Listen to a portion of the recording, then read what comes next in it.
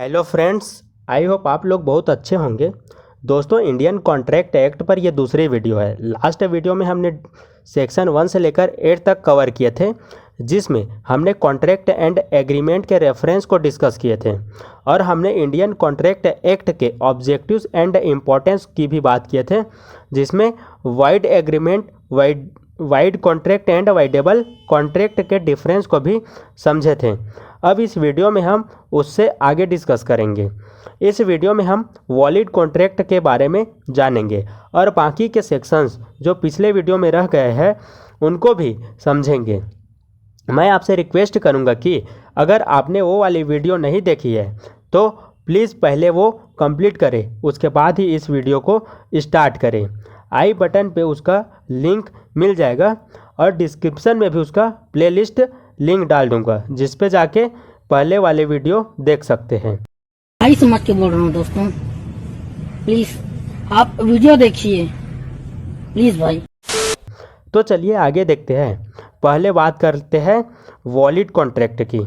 Valid contract, अब देखो, जैसे कि मैंने आपको लास्ट वीडियो में बताया था कि कैसे वॉइड कॉन्ट्रैक्ट इनलीगल होते हैं जबकि वाइडेबल कॉन्ट्रैक्ट लीगल होते हैं।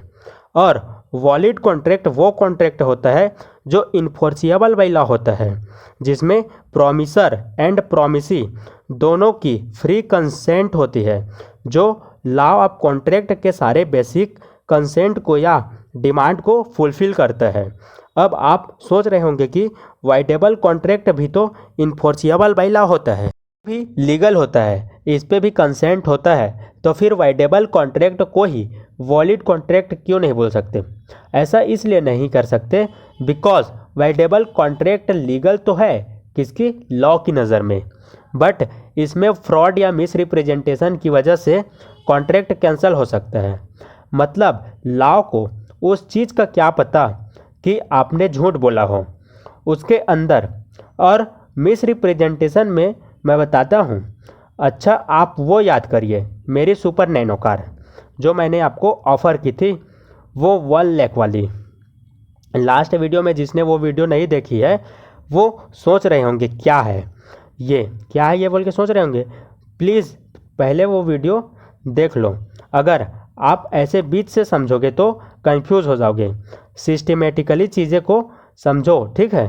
हाँ, तो जो कार प्रॉमिस की थी आपको देने के लिए, आपसे डिस्कशन हो गया था कि मैं आपको 1 लाख रुपीस में वो कार दे दी थी है, पर मैंने आपको ये बोला कि वो कार येलो कलर की है, बट सपोज़ आप आए और देखे तो वो रेड कलर की निकली।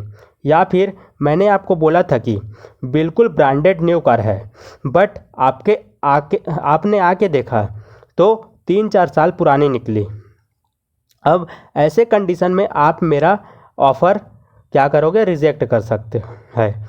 अगर आपने एक्सेप्ट भी कर लिया आधे अधूरे मन से कि चलो यार कोई नहीं, जाने दो, आया हूँ इतनी दूर से तो कंप्रोमाइज़ कर लेता हूँ, फिर भी ये वॉलिड कॉन्ट्रैक्ट नहीं होगा, ये वाइडेबल कॉन्ट्रैक्ट ही रहेगा। बिकॉज कॉन्ट्रैक्ट की जो बात हुई थी वो प्रोवाइड नहीं हुई और दूसरी तरफ आपकी भी फ्री कंसेंट नहीं है। Summer offer, shirt 50% off, shirt 50% off, summer offer, shirt 50% off. 50% of భయ్యా ఏంటి భయ్యా ఇది? Summer offer shirt 50% of. Free consent का मतलब होता है कि आपने जो चीज़ एक्सेप्ट की है वो खुले दिल से की है, यानी किसी धमकी या दबाव में आके वो एक्सेप्ट नहीं किया है। वाइडेबल कॉन्ट्रैक्ट लीगल तो हो सकता है एक पार्टी के लिए, but at the same time दूसरी पार्टी के लिए रॉन्ग भी हो सकता है। फॉर एग्ज़ाम्पल, मैं गन पॉइंट से आपसे कहूँ, वैसे तो मैं कोई डाकू नहीं हूँ, बट एक एग्ज़ाम्पल ले रहे हैं कि मैं गन के पॉइंट्स में आपको बोलूँ कि यहाँ पे साइन करो वरना मैं शूट कर दूँगा। सपोज़ आपने इस डर में आकर साइन कर भी दिया। अब आपकी नज़र में ये कॉन्ट्रैक्ट इलीगल है, लेकिन कोर्ट की नज़र में लीगल है क्योंकि साइन तो हो गया है, एक्सेप्टेंस तो आपकी हो चुकी है।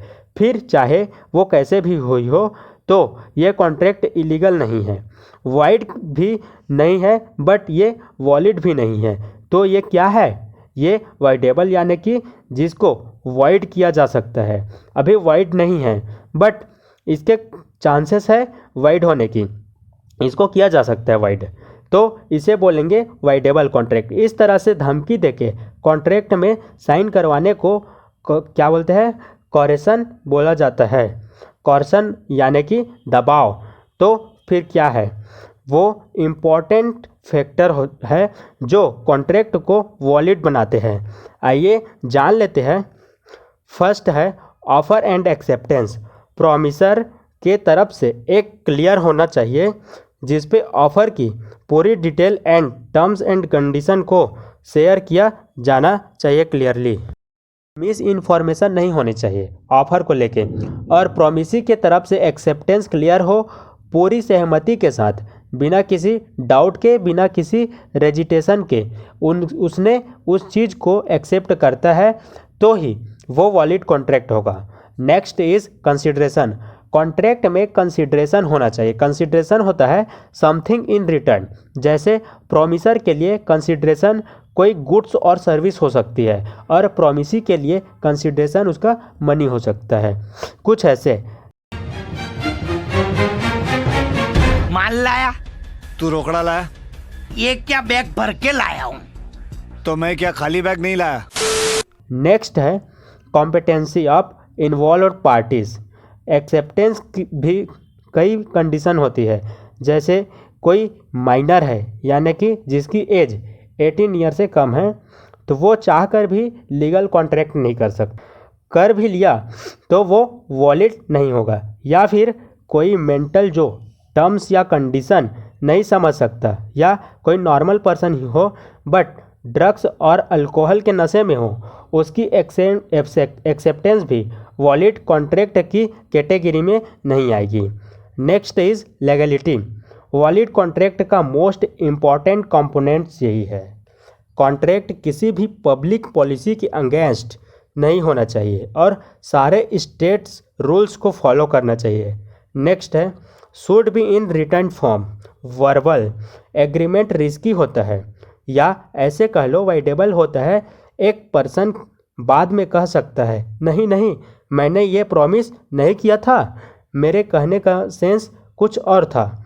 इसके लिए कन्फ्यूज़न ना हो तो उसके लिए सब कुछ रिटर्न या डिजिटल होना चाहिए। Next free consent of both parties. दोनों पार्टीज यानी प्रॉमिसर एंड प्रॉमिसी कॉन्ट्रैक्ट के सारे टर्म्स एंड कंडीशन से अवेयर होनी चाहिए और दोनों की फ्री कंसेंट होनी चाहिए। Section 9 of Indian contract act. ये सेक्शन कहता है कि कोई ज़रूरी नहीं है एक्सेप्टेंस वर्ड्स में हो, इनडायरेक्टली एक्सप्रेस या इंक्लाइन भी हो सकता है। फॉर एग्जांपल जब आप बस में बैठ जाते हैं तो कुछ लिख के थोड़ी देते हैं कि ऐसे कॉन्ट्रैक्ट करके दो, ये इंक्लाइंट है ना कि बस के ऐसे ऑफ़र को आप एक्सेप्ट कर लिया है, आपको ऐसे झूठ बोलूं पहले कॉन्ट्रैक्ट करवाऊं। सेक्शन 10 कहता है कि वो सारे एग्रीमेंट कॉन्ट्रैक्ट है जो लॉ के बेस में बनाए गए हैं, दोनों पार्टी फ्री कंसेंट के साथ। याद रखिए all contracts are agreement but all agreements are not contract.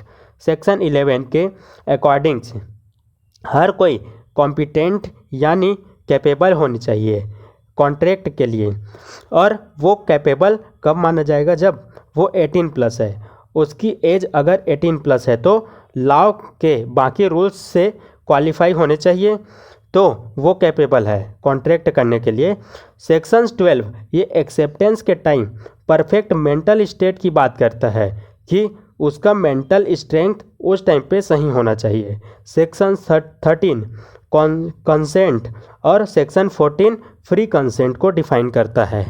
Section 15 कॉर्सन के बारे में बात करता है, यानी एक्सेप्टेंस करवाने के लिए कोई प्रेशर नहीं बनाया जा रहा है, इसके बारे में बात करता है। सेक्शन 16 अंडू इन्फ्लुएंस की बात करता है, यानी कि मेंटल टॉर्चर तो नहीं है, जैसे कि साइन करो नहीं तो फैमिली का कुछ हानि पहुंचा देंगे, या ऐसा मूवी में होता है ज़्यादातर, अगर साइन नहीं करोगे तो आपके घर से आपके बच्चे या बीवी को क्या करेंगे, उठा लेंगे। इसके बाद है सेक्शन 17 फ्रॉड और सेक्शन 18 मिस प्रेजेंटेशन को डिफाइन करता है। सेक्शन 23 एंड 24 एंड 25 ये बताते हैं कि कौन कौन से ऑब्जेक्ट इन लॉफुल है और कौन कौन से ऑब्जेक्ट लॉफुल है। इस वीडियो में बस इतना ही दोस्तों, जल्दी मिलते हैं नेक्स्ट वीडियो में। अगर ये वीडियो आपको अच्छे से समझ आया तो अपने फ्रेंड्स के साथ शेयर करें। Thank you. तो दोस्तों लाइक करें इस वीडियो को और सब्सक्राइब करें हमारे यूट्यूब चैनल को और प्रेस कीजिए बेल आइकन को, ताकि हमारे आने वाले वीडियो की नोटिफिकेशन सबसे पहले मिल सके। Thanks for watching this video.